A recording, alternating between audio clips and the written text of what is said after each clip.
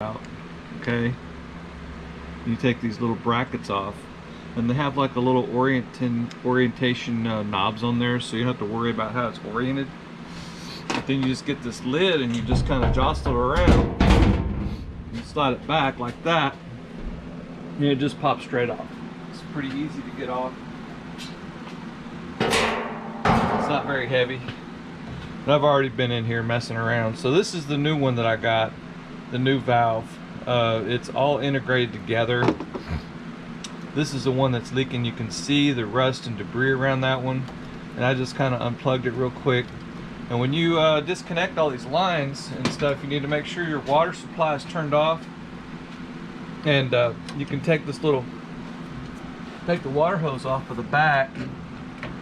And it doesn't really matter what order you do this in. I mean, who cares, right? It just needs to come apart. It just needs to come apart. And if your lines are old, I would say if your lines are 10 years old or whatever, water lines, it'd probably be a good time to replace them, okay? And this is also a good time to turn your power off. Disconnect the power to this thing, because if you get water everywhere on some of these electrical parts, you could get a shock. So disconnect the power. Forgot to tell you that. But yeah, just take these lines loose like this. It's not that big of a deal. These wires, that is. And they're built into this loom here, and this loom kind of shows the orientation of where all the wires go. So that's not that big of a deal. And as far as these clamps are concerned, you just need to squeeze these clamps and move them back. Clamps come off fairly easily. And I'm going to leave it connected to the back chassis there. And I'm going to disconnect these lines one at a time so that I can connect them to the new unit like this, get it in the right spot. Okay? That's how you do it without getting them all mixed up. Kind of wiggle it around a little bit. These lines are, they don't seem like they're reinforced that strongly, so they're kind of flexible. They come off pretty easy, as a matter of fact. That's going after it pretty good with them pliers. But there you go, all the lines are on there, and then you just need to slide the clamps back up. I try to put the clamps back exactly where they were at before, because it kind of makes a little imprint there. And I would like it to just settle in where it was at the last time. And that's pretty close for all them. And so then there's a couple screws in the back. And when you look at the new one, you'll see that there's holes for screws back here. Just pop them screws out. I think I can do it without looking at them.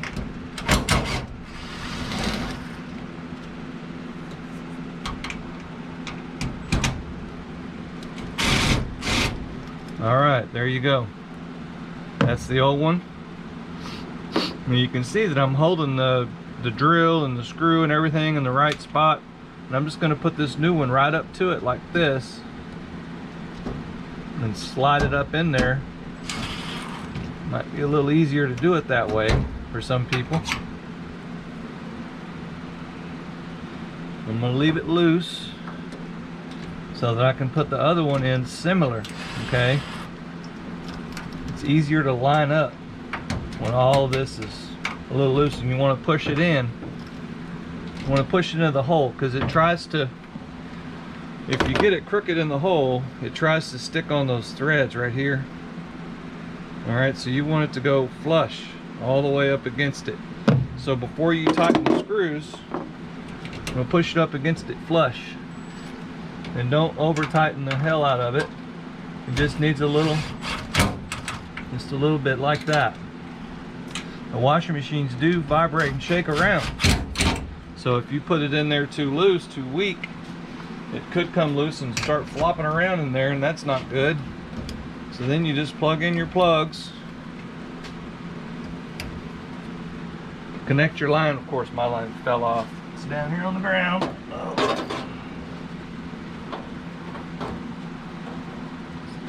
Like I said, this is a good time to replace your lines. Now, these lines here are just a few years old, so they're in good shape, and I went and bought real nice stainless steel lines for it.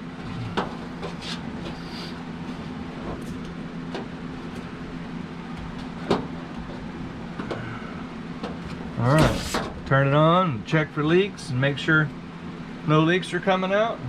You're in good shape. Put the top back on, connect the power. I don't think there's any reason to go off and test things or make sure it works. It's a pretty fail-proof deal here. I don't know why this one was leaking. It just started dripping out of this part right here. I'll probably take it apart and have a look, but there's really no use in messing around with it. It's corroded and messed up. It's probably not worth messing around, but it has a little solenoid in here that clicks the valve. There's a valve down in here, and it clicks it, opens it, and allows water to flow. Let's see how much junk we got in here. There's not that much junk in there in that little screen, but you can take those little screens out and get it with my fingers. If you got a bunch of debris in your screen, that screen out. Yeah, see, this is a pre-screen. It looks like it's a pre-screen, and then the screen after it has junk in it too. Oh, I don't want to mess that up, but it'll come out if you tap on it, I'm sure. But boy, there's a bunch of crap in there. Just stuff that comes out of the water lines, I guess. But there you have it. That's what things look like. That's it. Y'all have a good day. GoPro, stop recording.